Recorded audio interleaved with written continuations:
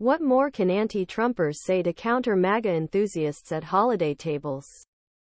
Last Thanksgiving, Donald Trump announced he was seeking re-election, but his political stock was low. It was blamed for Republicans' unexpectedly poor performance in the 2022 midterm elections.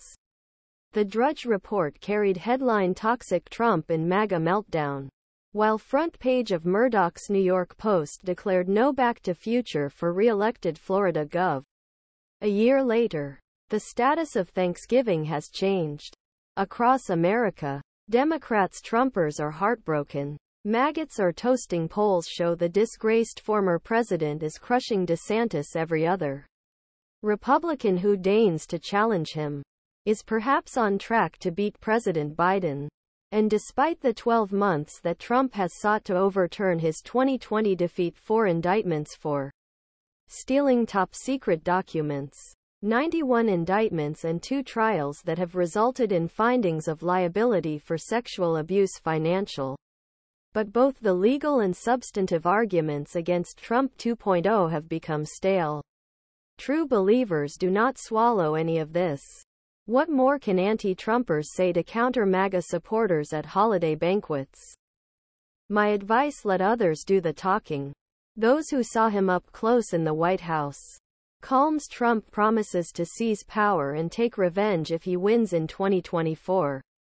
Here's the plan. Never in U.S. history has a president been so reviled by so many people who are part of his inner circle. Here, mind you, is a far from exhaustive list of condemnations from the highest-ranking Trump hires.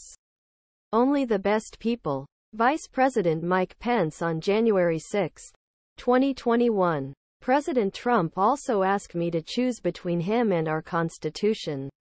Anyone who puts himself above the Constitution should never be President of the United States. William Barr, Second Attorney General, a very narrow-minded individual who always puts his own interests ahead of the nation's interests. He shouldn't be anywhere near the Oval Office. Editorial Trump's dangerous vermin talk would also have been welcome in Nazi Germany. John F. Kelly, White House Chief Staff, Secretary of Homeland Security and retired Marine Corps General, a person thinks that they defend their country in uniform. Those are shot or seriously injured in battle, or tortured for years as prisoners of war. They're all suckers because there's nothing in it for them. A person who doesn't want to be seen around military amputees because it doesn't look good to me. A person who has nothing but contempt for our democratic institutions, our Constitution and the rule of law. James N. Mattis, First Secretary of Defense, retired Marine Corps General, the first president in my lifetime who did not try to unite the American people. Second Secretary of Defense Mark Esper, he is unfit for duty. His actions are all about himself, not about the country. And of course I believe he has integrity and character issues. 2. Anger grows against Univision after Trump interview. First S.